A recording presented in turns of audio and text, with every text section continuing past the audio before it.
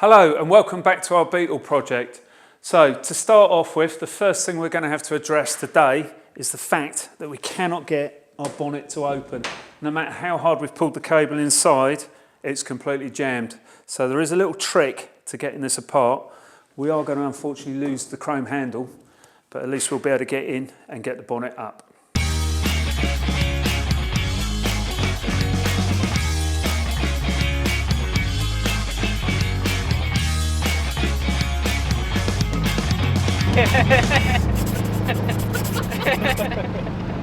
Okay, well, this might appear to be a bit aggressive, but we're going to lose the handle because the trick is we're going to cut through the handle. Hopefully that will allow us to turn it and wind it off the bolt. It's not always assured because sometimes the bolt on the inside will also turn. So we'll try that first. If that doesn't work, we'll cut more of the handle away.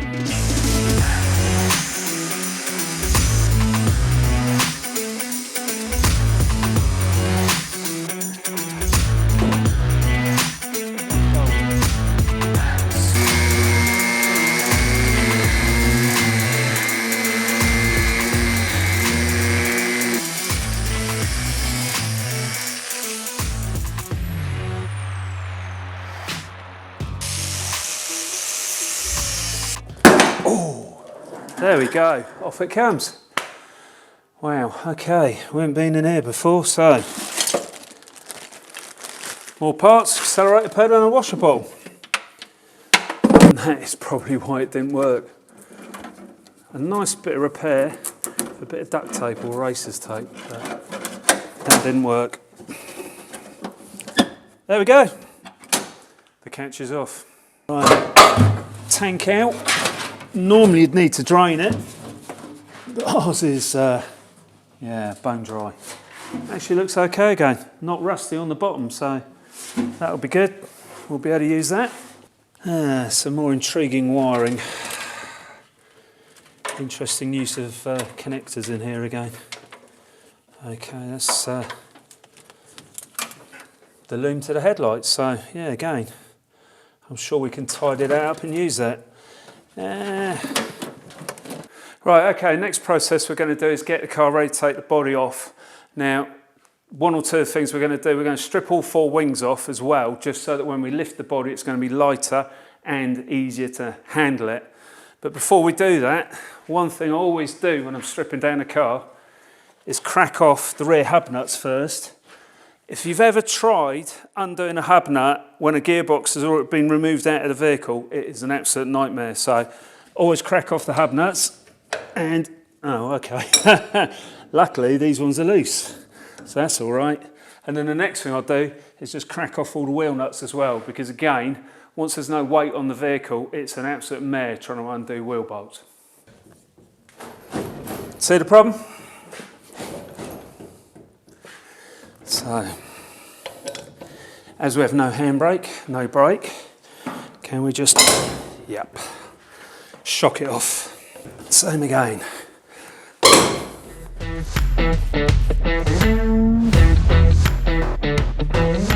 Okay, so I'm going to start taking this rear wing off first. The only reason I'm going to take this one off is it's really intrigued me. There's an interesting line of seam sealer down here which seems to be kind of bonding the wing on, so I want to get that off, see what's going on. Let's take this back one off first before the wing falls on us. There we go. And now we can reveal, not so good, that's all filler. So it's had a new lower quarter panel fitted, it's had some repairs to the inner tub, and someone made all that bit out of filler. So we will look and see how we can address and tidy that up. New body mount as well, but that all looks kind of okay. It's quite heavily welded, but it's in and solid, so probably leave that. Is that a genuine wing? It feels heavy enough. Oh, it's got headlight in it still, that's why it's heavy. Okay, well, we've got the wing off on the passenger side. Again, it's going to need the same sort of attention to the repair in here, but amazingly, still got its original rear body mount, so that's really nice to see. Although there is this really odd outward dent. So I don't quite know what's happened there. Something's hit on the inside. Very odd. Right, that's it. The wings off and out the way. As we're pulling the body off, the next thing we need to do is get the rear body mounts up. So there's one either side of those that we need to remove. And again, amazingly, they're loose. Okay, now we've got to get the bolts out of the front beam. So we'll just drop the car back down again and we can access those through the top, through where the fuel tank was. So these are the two top bolts and amazingly, again, they're loose. So, yep, both finger tight, excellent. Makes my job so much easier. The only other thing as well while you're under here that you need to remove if you're pulling a body off and you've got a late Beetle is to disconnect the brake pipes to the master cylinder. But as you can see, ours aren't even connected. So there we go. Right, with the beam bolts out, the only other thing we've got to do is unbolt the steering column, undo it here at the flexi joint, and again, one bolt is already loose for me. Once we've got that out, normally you would do all the bolts along the heater channels on both sides, and the bolts underneath where the back seat goes, all ours are missing, so once this coupling's off, we're ready to take the body off. Someone's undone one and one, but not the right ones. Column's not bolted up at all, it's just spinning. There we go. Okay, so that's it. We've got the wings off. We've got all our bolts out, although we did only have 4. Now, we have got a ramp, but we're ready to take the body off. We're not going to do it on the ramp. We're going to show how you can do it at home. Get the kettle on, get a packet of biscuits, get your mates round, and get them to give you a hand lifting it off. Watch what we do. So what, on 3? Yeah. Ready? 1, 2, 3. Right. You're right. Oh, pizza's just gone on him. I saw that. Did you film that? No, the rear quarter folded up. Right, ready? Yeah, Adam can't come over the floor pan. All right, well, we got it. Come back round, Adam. Can you see the body mount? Pull that, Adam. Pull that cable. 2 seconds. Right, to me. Down. Right, and forwards a little bit. Right. There we go. Something's not quite right on the front. Excuse me, Jake. It's not quite there. It needs to come over to the right slightly. Yeah. There you go. That's it. That's it, yeah. That's fine. Okay, so there we go. That's the body off the pan. That was pretty straightforward and easy, as you can see. So we've got the pan back in the workshop, and the plan is now to strip it out, get the front axle removed, get the rear end out, and start cleaning it up. There's a little bit of repair work we need to do on it, and then hopefully get it painted.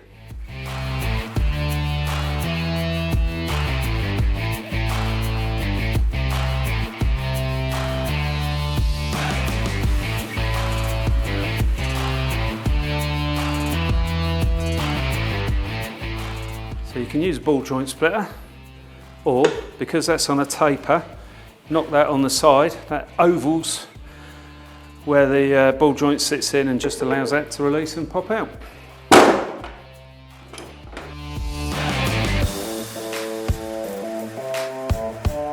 So we're going to take the drums and spindles off. We're just going to take them off as complete units, as we're planning on fitting disc brakes to this.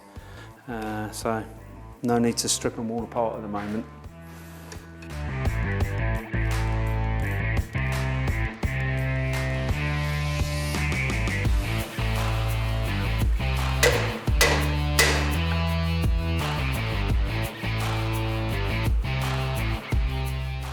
So that's the beam stripped out. The reason I do it in the car or on the floor pan is because it's easier, as the floor pan holds the axle for me. If you drop the axle out first and have it on the floor, you then end up kind of skating around the workshop floor trying to undo bits.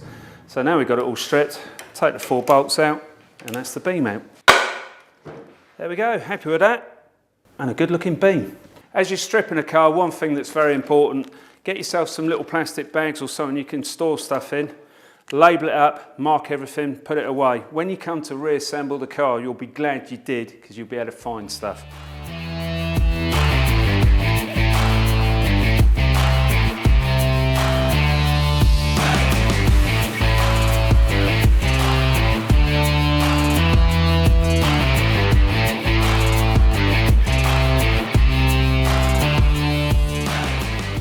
Okay, so continuing on with stripping down the pan.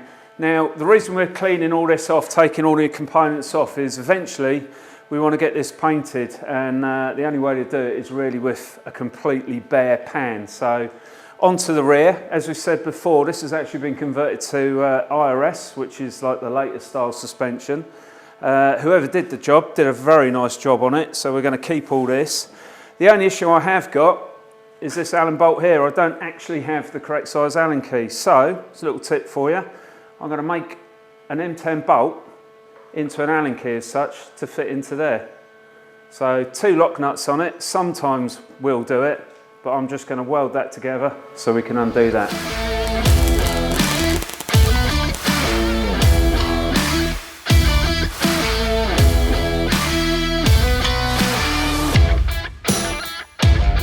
There we go. Another extremely rusty drum and backplate.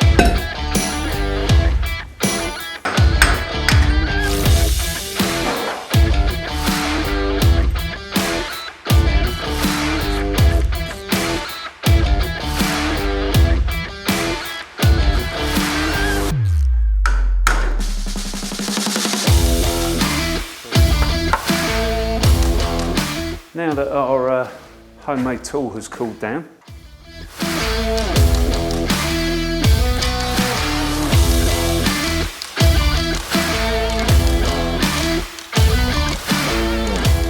again, no grease, no lube, no nothing. Yep, that's come undone.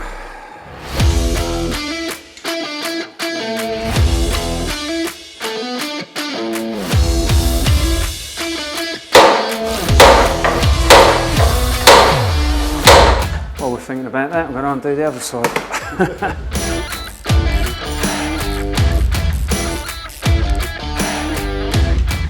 There we go, one arm, and someone's already put, I don't know, nylon bushes and everything on it, so that's nice.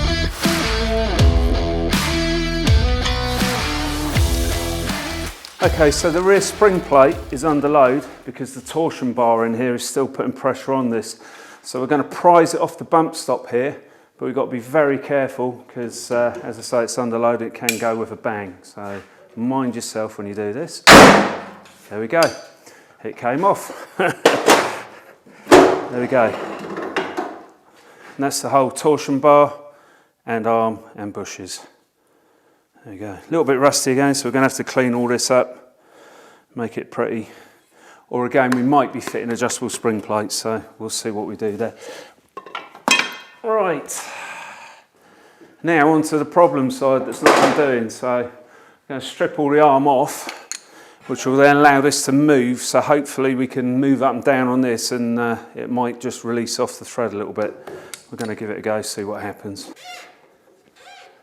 Okay, so it's not stuck on the shaft or in the arm, it must be stuck on the thread. So we're going to have a little bit of a battle with this one, I reckon. So as it's a stuck thread, I'm just going to try doing it up and see if that releases it.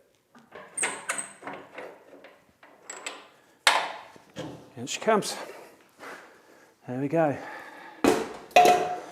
And that's what caused us all the grief.